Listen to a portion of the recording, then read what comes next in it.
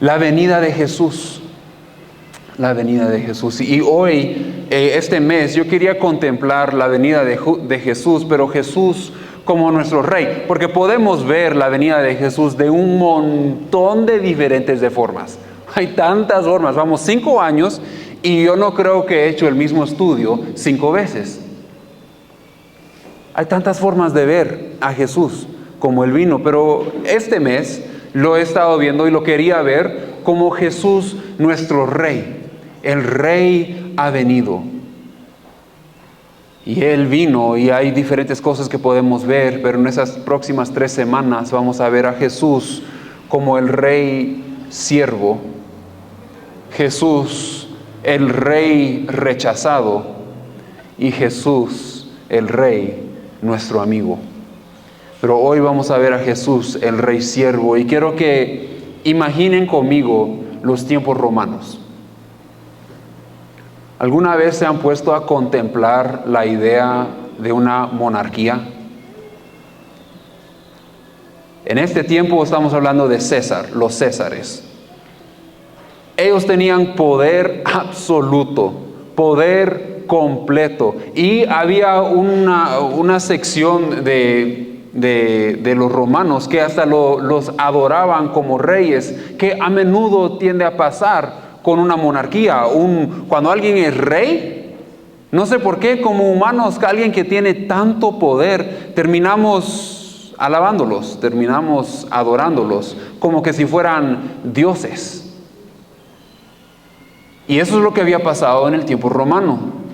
Alababan a César como que si fuera un dios. Hasta decían, César es Señor.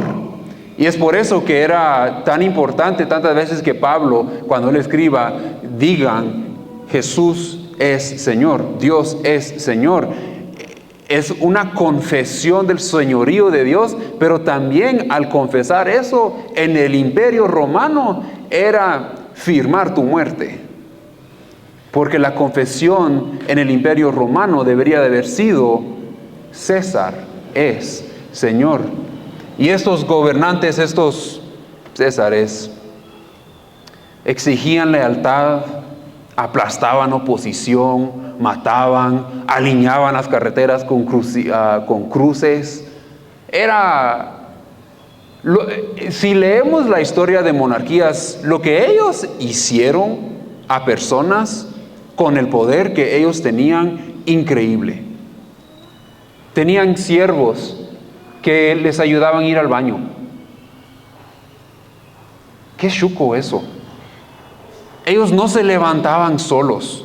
Alguien entraba, les abría la cortina, los vestían, les ponían sus zapatos, no escribían sus propias cartas. Imagínense, no escribían su propio WhatsApp. Alguien más les escribía eso.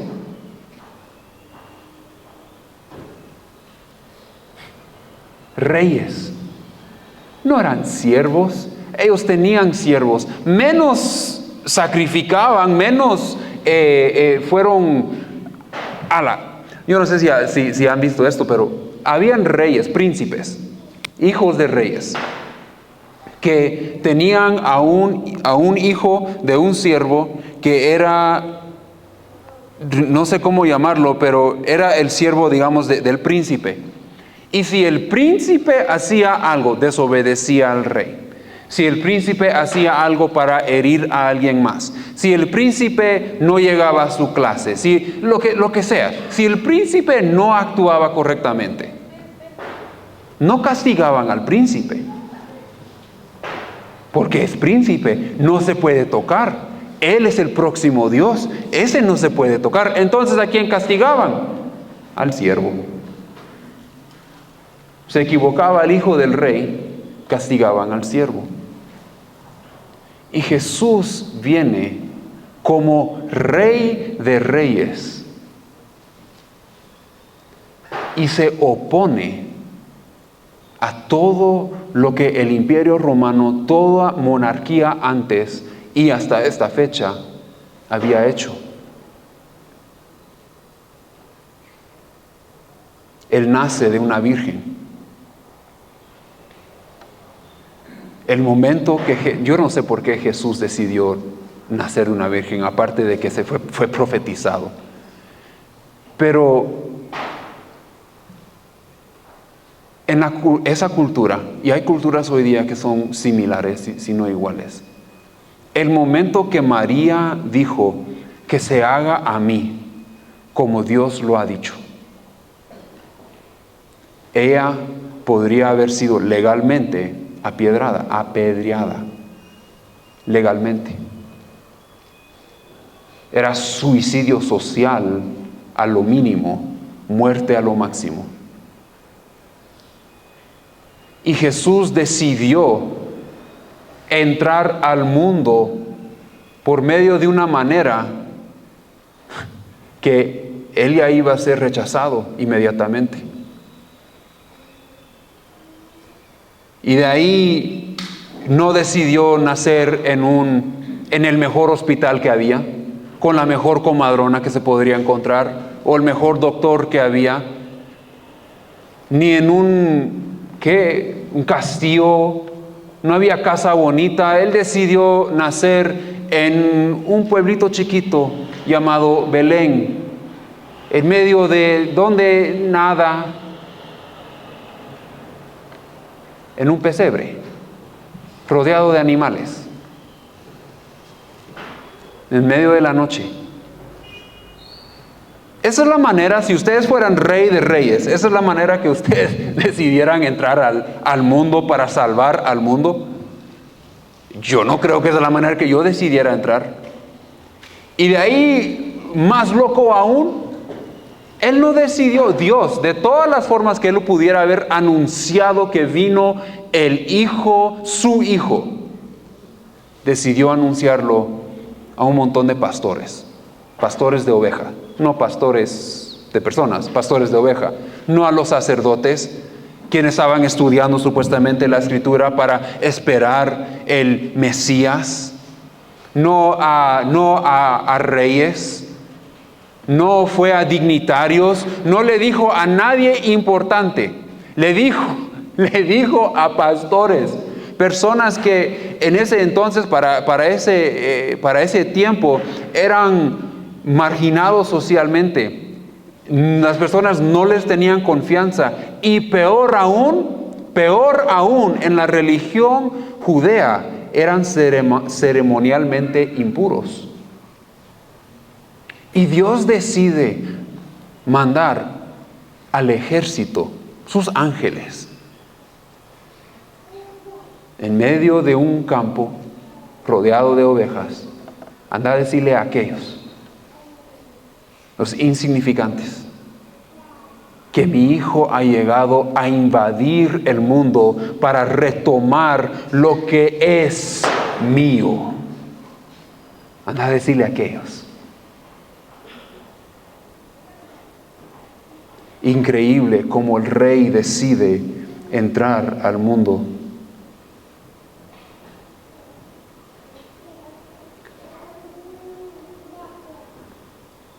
En Isaías 42 leemos, no sé si ese no es, bien, ese es, Isaías 42 leemos verso 6.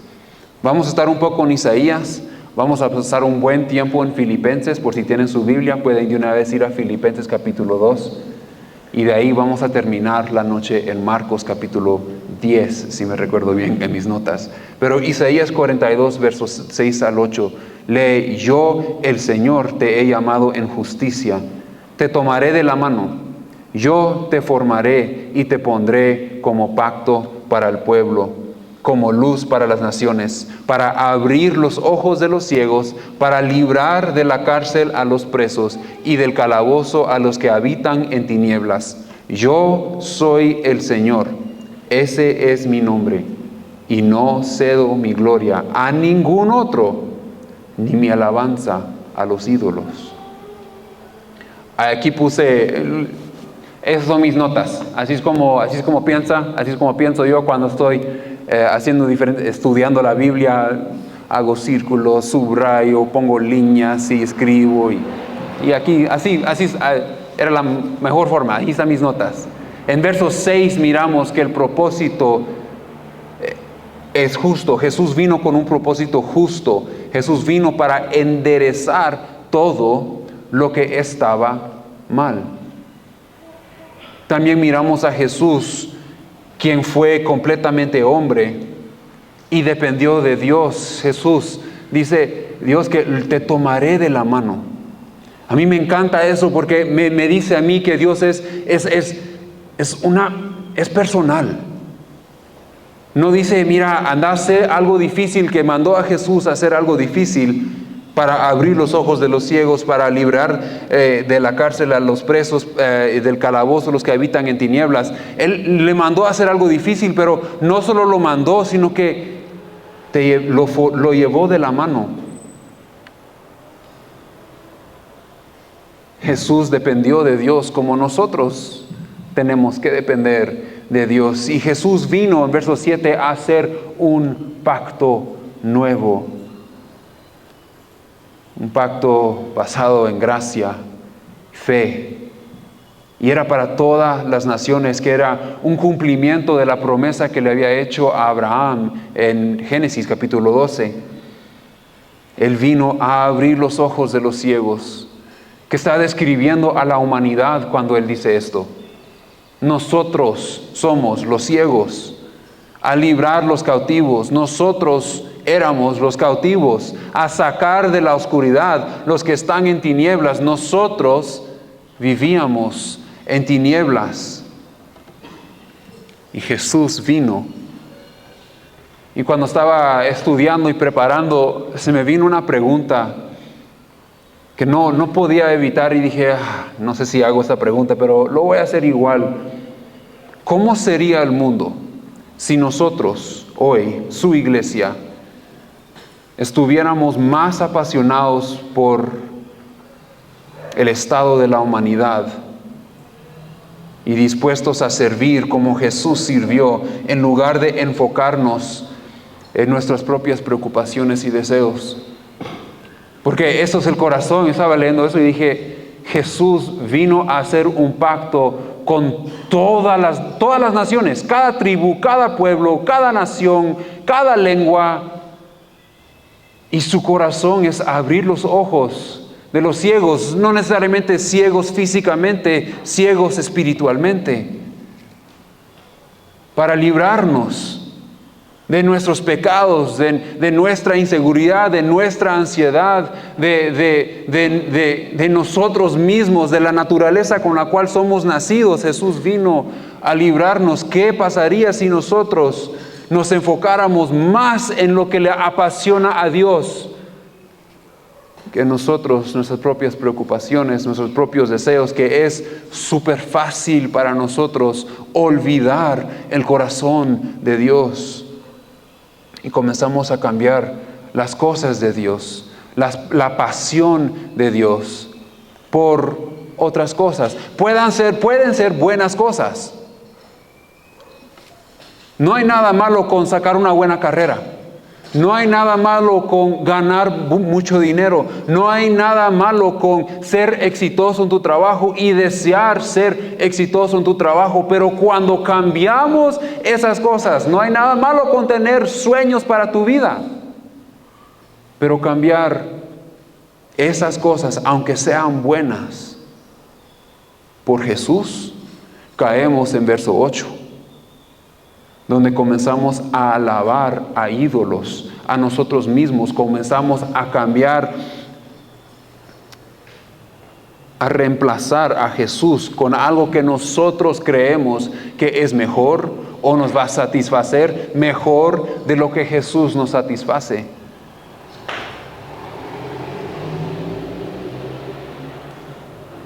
Caemos en Romanos capítulo 1, verso 25, donde dice Pablo: cambiaron la verdad de Dios por la mentira, honraron y dieron culto a criaturas, a cosas creadas, a sus deseos, antes que el Creador.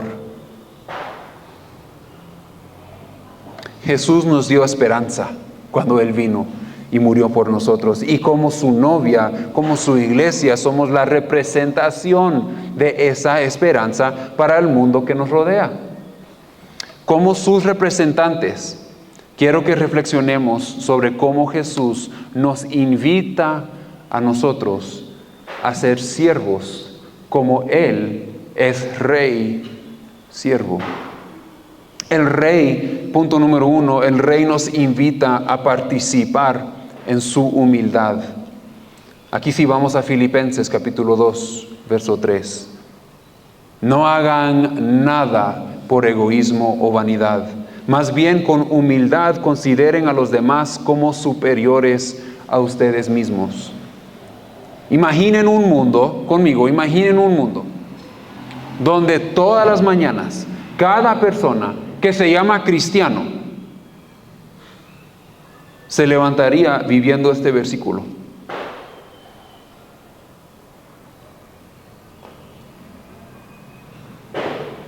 Donde pensamos en los demás como más importantes que nosotros mismos. Un mundo donde humildad reemplaza el orgullo y el derecho. Ese es el tipo de mundo que Jesús vino a establecer. Hay muchas formas de la cual, si buscamos técnicamente cómo está definido humildad, hay una definición, pero se ha definido durante los años por un montón de diferentes escritores de un montón de diferentes formas. Para hoy, yo quiero que pensemos en la humildad como un regalo de Dios que nos capacita para encontrar nuestra verdadera identidad en Cristo. Porque humildad, yo tengo que quitarme a mí mismo del camino. Yo tengo que reconocer que yo no soy suficiente. Yo tengo que reconocer que la verdad no se encuentra en mí. Yo tengo que reconocer que el propósito, yo no tengo el propósito para mi vida, Dios lo tiene. El amor, yo no puedo dar amor afuera de aquel quien es amor.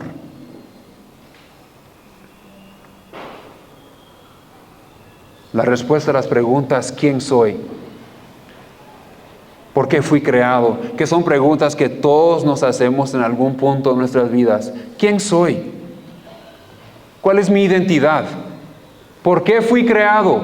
¿Cuál es mi propósito? Se encuentran fuera de mí, se encuentran en Cristo. Y porque Jesús, quien asumió el papel de siervo, no pensó en sí mismo como más importante que Hedy, que don Elmar. No se pensó más importante que ninguno de nosotros.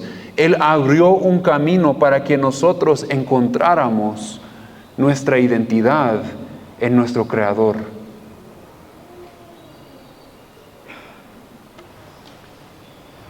Por lo tanto, con nuestra identidad anclada en nuestro Creador, en Jesús, no podemos hacer más que otra cosa que reflejar su identidad a este mundo.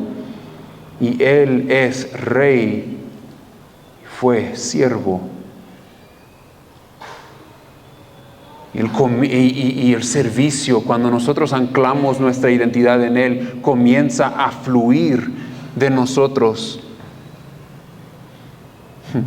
Porque comenzamos a ver cada persona creada a la imagen de Dios como una persona tan valiosa que Dios pensó que valía la pena morir por ella. Si mi identidad está en Él, yo no puedo ver a ninguno de ustedes de cualquier otra manera, aparte de que Jesús derramó su sangre por ustedes, y no hay nada más valioso en este mundo o en la eternidad, en cualquier lugar, que Jesús, su sacrificio y lo que Él nos ha dado.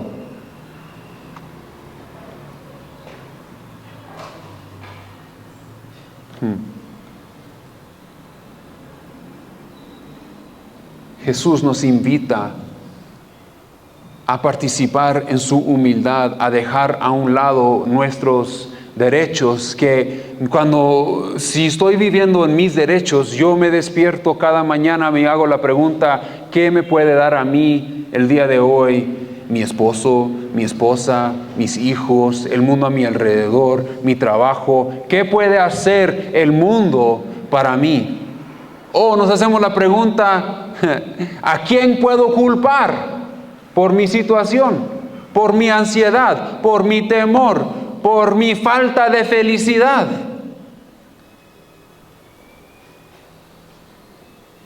Pero la humildad a la cual nos invita Jesús, nos levantamos todos los días y nos hacemos la pregunta, ¿cómo puedo mejorar la vida de otros con el amor de Jesús hoy? ¿Cómo puedo agregar valor a mi esposo hoy?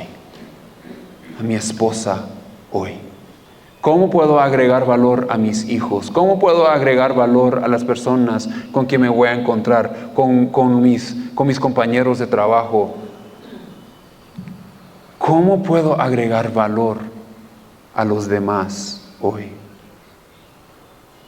Podemos vivir una vida de derecho donde luchamos por nuestros deseos, por más para tener más significado, más poder, más importancia, más dinero, más éxito, más fama. Pero, si saber que Jesús conoce tu nombre no es suficiente, José Juan, nada jamás lo va a hacer. Jesús nos invita a ser humildes de suficiente para ser satisfechos en nuestra identidad en Él y considerar a los otros como Él los consideró a nosotros, superior a su vida.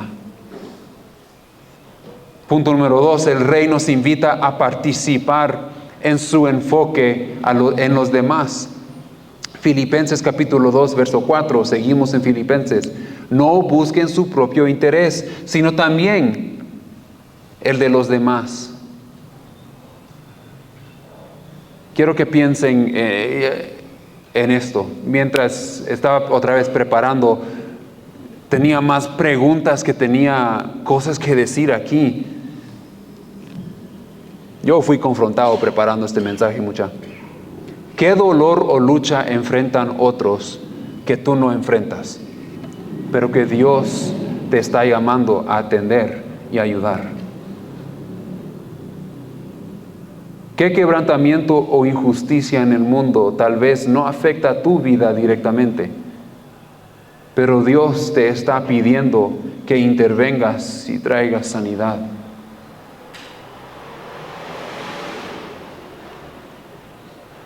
¿Qué carga está llevando a alguien más que Dios quiere que notes y alivies? ¿Qué necesidad, dolor o sufrimiento a tu alrededor podría ser fácil de ignorar? Porque a mí no me afecta, a mí no me toca. Pero Dios te está llamando a hacer algo al respecto. ¿Qué pasaría si nuestras oraciones fueran menos? Dios, dame más. Dios, bendíceme. Dios, ayúdame. Y serían más, ¿dónde duele tu corazón por mi comunidad, por tu mundo, por la cual tú moriste? ¿Dónde duele tu corazón? Muéstrame cómo puedo traer sanidad al mundo. Y dame la valentía para hacer algo al respecto. Si nuestras oraciones fueran más de nosotros y viviéramos menos pensando en nosotros, en nuestras penas y lo que nosotros deseamos, y miráramos más al mundo a nuestro alrededor, haciéndonos preguntas como: ¿dónde hay heridas para que yo ayude? ¿Dónde hay enfermedad para que yo sea la cura? ¿Dónde hay odio para que yo pueda mostrar amor? ¿Dónde hay impaciencia? Espíritu Santo, déjame ser paciencia.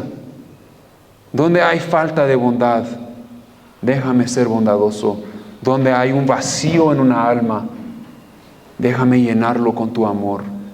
Muéstrame tu corazón para tu mundo. Muéstrame donde hay ojos ciegos, donde hay personas en la cárcel. Señor, muéstrame y ayúdame a vivir una vida centrado en otros y no solo en mí mismo. No podía pensar en esto y no ir a Mateo. Mateo capítulo 25, verso 35 al 40. Jesús está hablando del juicio. Y los justos están parados delante de Él. Y Él les dice, porque tuve hambre y me diste de comer, tuve sed y me diste de beber. Fui forastero y me recibiste, estuve desnudo y me vestiste. Enfermo y me visitaste, en la cárcel y veniste a mí. Y los justos responderán, pero Señor, ¿cuándo?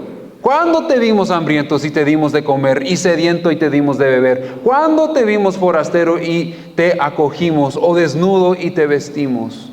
¿Cuándo te vimos enfermo en la cárcel y te visitamos?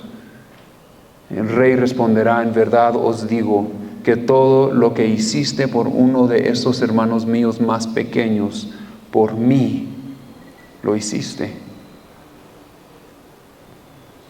Ay, Señor, que nuestro clamor sea mientras pasamos esta temporada de Navidad: dame tus ojos para los más pequeños y ayúdame a tener el valor de hacer algo para ellos, para servir como Jesús sirvió.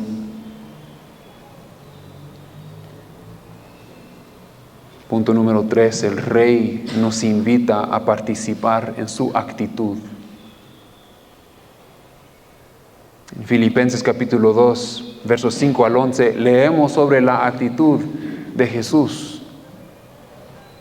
La actitud de ustedes debe ser como la de Cristo Jesús, quien, siendo por naturaleza Dios, no consideró el ser igual a Dios como algo a que aferrarse. Por el contrario, se rebajó voluntariamente, tomando la naturaleza de siervo y haciéndose semejante a los seres humanos. Y al manifestarse como hombre, se humilló a sí mismo y se hizo obediente hasta la muerte, y muerte de cruz.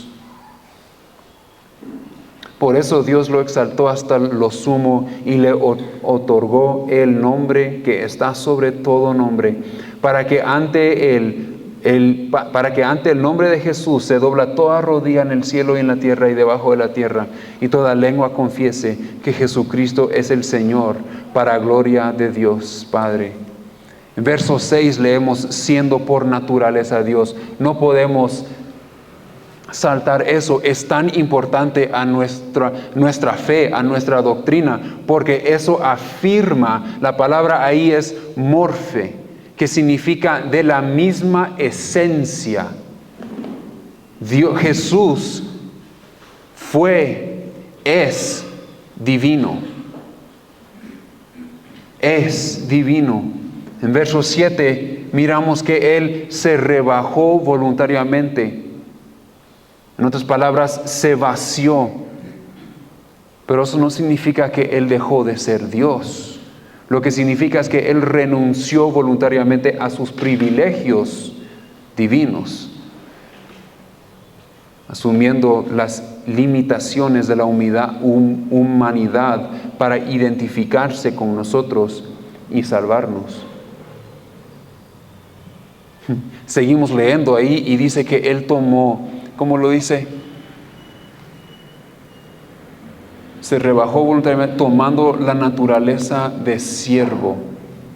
Siervo, la palabra que nosotros hoy usamos para diácono, que también lo usan en la Escritura, diácono, significa siervo, alguien que voluntariamente está dispuesto a servir a otros, a atender las necesidades de otros. Jesús nació como un humilde siervo en una familia sin importancia y vino de la manera más sencilla posible. Y durante su tiempo, mientras Él estaba sanando a un montón de personas, abriendo ojos, haciendo que los cojos caminen, levantando los muertos, y Él que les decía a menudo, mira, no le vayas a decir a nadie.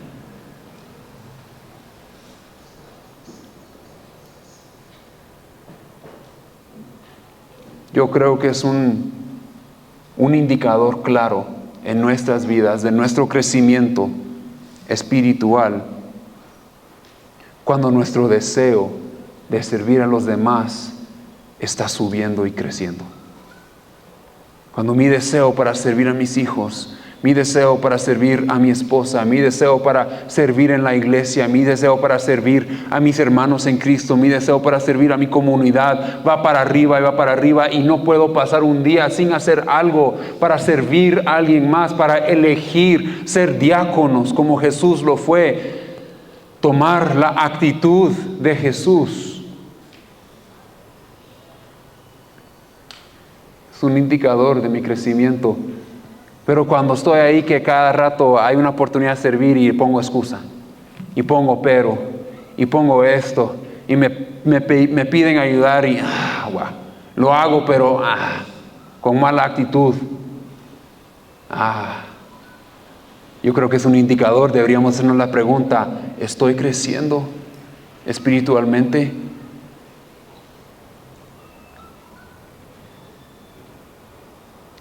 En verso 8 miramos la actitud de Jesús como humilde y obediente. Jesús pudo haber escogido su propia voluntad, pero dijo no. En Lucas leemos y nosotros también leemos cuando Él estaba en el huerto, ¿qué dice? No mi voluntad, pero la tuya sea hecha. Cuando fue tentado por Satanás, regresó constantemente con la voluntad del Padre. Satanás le dijo, mira, te voy a dar poder, te voy a dar tierra, te voy a dar dinero, lo que tú quieras en este mundo es tuyo, si tan solo me adoras. Y Jesús dijo, no, es que la voluntad de mi Padre es esta, es que la voluntad de mi voluntad, tu voluntad sea hecha. Yo creo que es uno de los mayores actos de obediencia que nosotros podemos hacer como cristianos, que cuando no tenemos ganas, cuando no queremos hacerlo, no mi voluntad, pero la tuya. Cuando no sentimos a Dios en nuestra vida y sentimos que estamos caminando en puntos ciegos, en oscuridad, no mi voluntad sea hecha, pero la tuya. Cuando estamos pasando por tiempos difíciles, Señor, no mi voluntad, pero la tuya sea hecho. Cuando enfrentamos tentaciones, Señor, no mi voluntad. Porque Satanás no viene a tentarnos con cosas que no nos importan. A cada uno, si cada uno tomamos el micrófono y pasamos, somos tentados de diferentes formas en la cosa que es tu debilidad, la cosa que tú deseas. Y es distinto para cada uno de nosotros, pero decimos, no mi voluntad, la tuya sea hecha. La actitud de Jesús era la de un siervo humilde, dispuesto a dejar de lado sus sentimientos, sus emociones y su voluntad para hacer la voluntad del Padre. Y por eso Dios lo exaltó sobre todo. Yo creo que para nosotros es una esperanza de que cuando nosotros elegimos la voluntad de Dios sobre la nuestra, no lo hacemos sin recompensa. Tal vez en este mundo no lo vemos, pero lo hacemos con nuestros ojos puestos en la eternidad, como Jesús lo hizo. El último punto, el Rey nos invita a participar en su misión. Aquí vamos a Marcos capítulo 10. Marcos capítulo 10 es bien interesante, porque los apóstoles están peleando entre ellos mismos. Es que yo soy más importante. No, tú eres más importante. No, yo soy más importante. No, mis hijos son más importantes. Entra la mamá. Jesús, ¿verdad que los míos son más importantes? Mira, deja que se siente uno a tu mano derecha y el otro a tu mano izquierda. Y Jesús le dice, ellos no están listos para tomar de mi copa.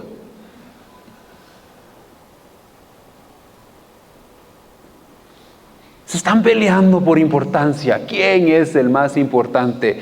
Y el llamado de Jesús es increíble, porque Él los llama, y yo no creo que los está regañando, sino que Él está tomando la postura de sus corazones y les está enseñando, los está llamando a un nivel más alto, a ver más allá de lo que ellos piensan que es un rey, que es tener poder y autoridad. Y Él dice, como lo saben, los gobernantes de las naciones oprimen a los súbditos y los altos oficiales abusan de su autoridad. Pero entre ustedes no debe ser así. Más al contrario, por favor, el que quiera hacerse grande entre ustedes deberá ser su siervo o su servidor. Y el que quisiera o quiera ser el primero deberá ser esclavo de todos. Porque ni aun el Hijo del Hombre vino para que les sirvan, sino para servir y para dar su vida en rescate por muchos. Jesús señala al liderazgo del mundo, a los césares del mundo, a los gobernantes de las regiones. Dicen, mira, ellos abusan. Pero creo que también nosotros lo podemos ver.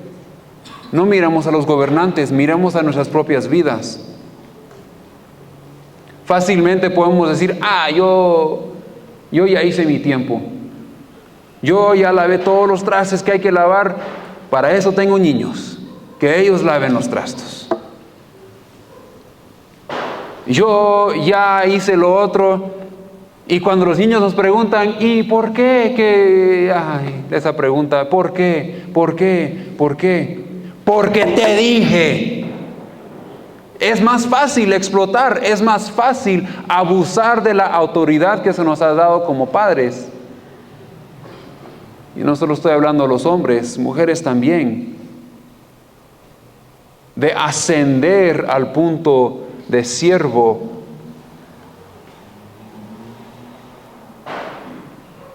Ascender al punto de esclavo. Y Jesús está diciendo, mira, la manera en la cual el mundo ha liderado no es el patrón a seguir. Y Él va en verso 43, los llama a ser servidores, a ser diáconos. Jesús redefine la grandeza como diáconos, alguien que elige servir voluntariamente. Es una elección. Tenemos la oportunidad todos los días para hacerlo, en un montón de diferentes formas. Y Él dice, ¿quieren ser grandes en mi reino? Elige servir voluntariamente. En esos días, un diácono no era un esclavo. Un diácono era alguien que otra vez elegía. Ellos tenían derechos, hasta en el mundo tenían no eran puestos, pero no eran menospreciados, no eran posesión de alguien más. Era algo que ellos decidían hacer. Eran remunerados por su esfuerzo en servir. Y Jesús nos está llamando a un liderazgo basado en humildad y el servicio elegido, y después Él va un paso más allá todavía, y Él los llama a ser esclavos. Lo voy a decir mal, pero la palabra ahí es doulos.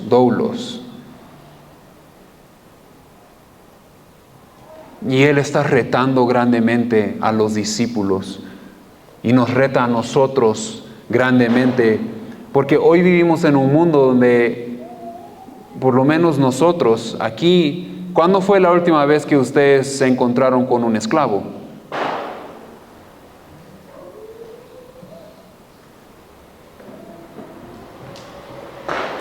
Nadie aquí levantó la mano. Entonces voy a asumir que nadie aquí se ha encontrado con un esclavo. Nosotros no tenemos concepto de un esclavo. Un esclavo es propiedad de alguien más. No tiene derechos.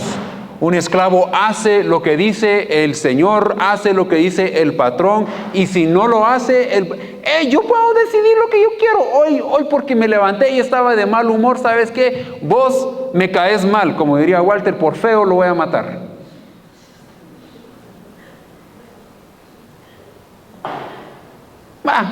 Que se vaya. Ese esclavo es mi propiedad. Yo me puedo deshacer y yo puedo hacer lo que yo quiera con ese esclavo, y el esclavo no puede hacer nada, no tiene ni un derecho. Y Dios está mirando a sus discípulos y les dice: ¿quieren ser grandes en mi reino? ¿Quieren sentarse a mi mano derecha, mi mano izquierda? Únanse a mi misión, háganse esclavos de todos.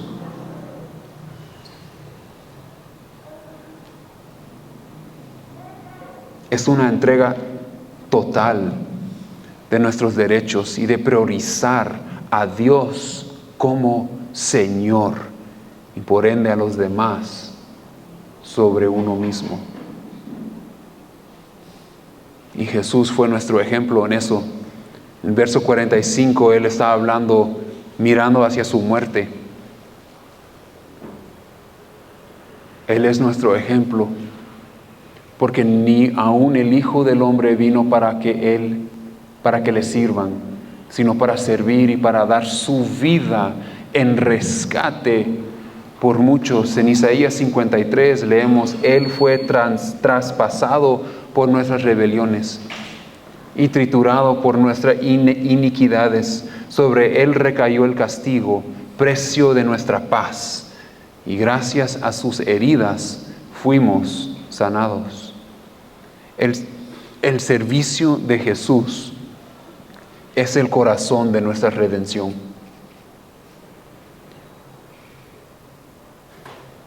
Él vino a servir como rescate para todos, para abrir los ojos de los ciegos, para librar a los cautivos, y no excluyó a nadie. Cada nación, cada tribu, cada lengua confesará que Él es Rey, pero Él quiere que lo hagan de su voluntad, y Él nos invita a nosotros a su misión, a servir a los demás con redención, con rescatarlos, con abrir sus ojos ciegos, de quitarles sus como es cuando alguien tiene nombre, las cadenas, de quitarle las cadenas, de servir a otras personas. Y mientras reflexionamos sobre Jesús, el Rey siervo, en la próxima semana el Rey rechazado, y celebramos su primera venida como bebé, mirando con esperanza hacia su segunda venida, no puedo evitar que desafiarme a mí mismo. Nosotros nos llamamos ministerios El Mesón, un refugio, pero no podemos ser un refugio pasivo. Nosotros somos el refugio. Gedi no es el refugio. Nosotros somos el refugio. Esos edificios no son el refugio. Nosotros somos el refugio y no podemos ser pasivos. Este refugio debe estar marcado por un pueblo que vive según el llamado del Rey siervo. Un pueblo marcado por la humildad, cuya identidad está anclada en quienes somos en Cristo.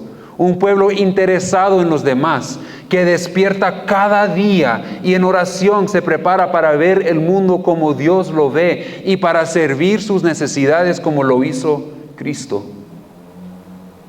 Un pueblo que tiene la actitud de Cristo, que vive cada día invitando a Dios a hacer su voluntad y no la nuestra, que busca sus pensamientos y sus caminos porque son más altos que los nuestros.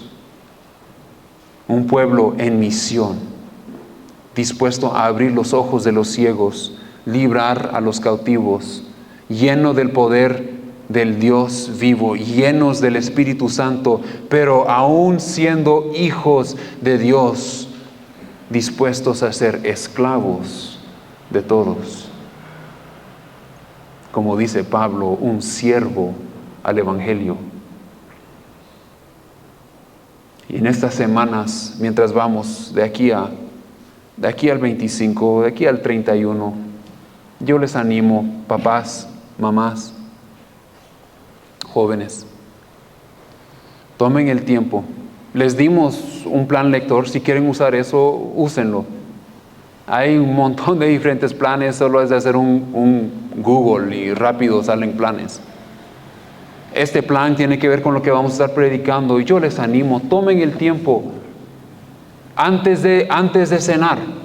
Yo no sé cuándo tienen tiempo juntos, pero cuando tienen tiempo juntos, antes de encender Netflix, antes de hablar del día, antes de platicar sobre cualquier otra cosa, antes de contar los chismes del día, antes de comer los frijoles y los huevos, antes de irse cada quien a su cuarto, tomen el tiempo para leer la Escritura y reflexionar sobre la venida de Jesús con su familia. Nosotros lo estamos haciendo. Los niños están memorizando un versículo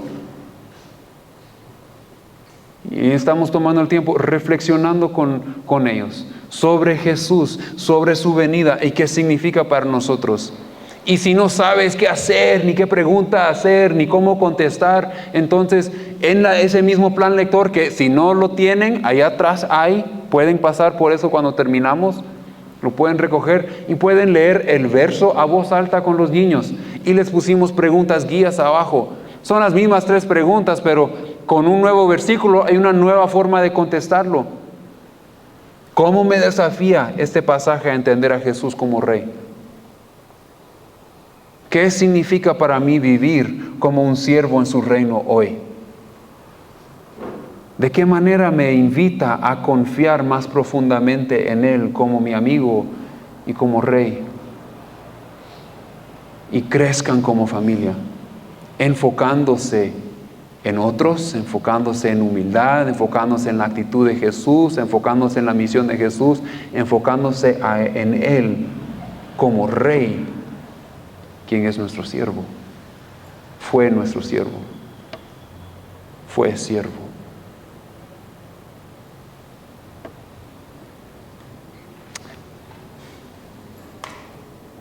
Señor, yo oro esta noche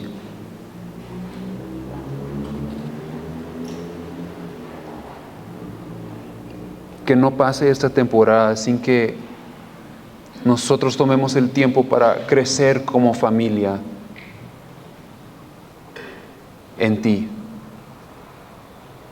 Para las personas que toman el tiempo para abrir las Escrituras, reflexionar sobre Jesús en su venida y qué significa para nuestras vidas el día de hoy, Señor, yo pido que tu Espíritu Santo ilumine sus vidas,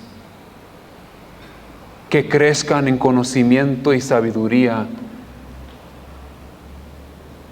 y que cada día, mientras acercamos al 25, donde normalmente tienen ansiedad y temor, están llenos de gozo y paz. Donde no tenían esperanza, están llenos de esperanza. Donde se sentían enojados constantemente, están llenos de paciencia y amor.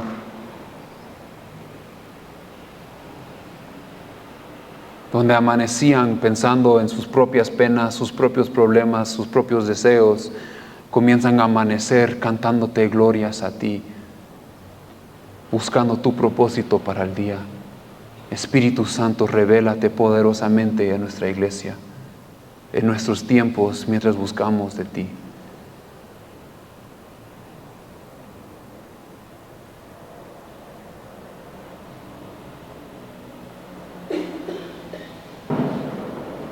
Ayúdanos a ser siervos como tú fuiste siervo. A nuestras familias, a nuestros amigos, a nuestros colaboradores de trabajo, a las personas con quien nos encontramos en la calle y a personas que aún no conocemos, pero que tú quieres poner en nuestro camino para que nosotros seamos Jesús a ellos. En el nombre de Jesús. Amén.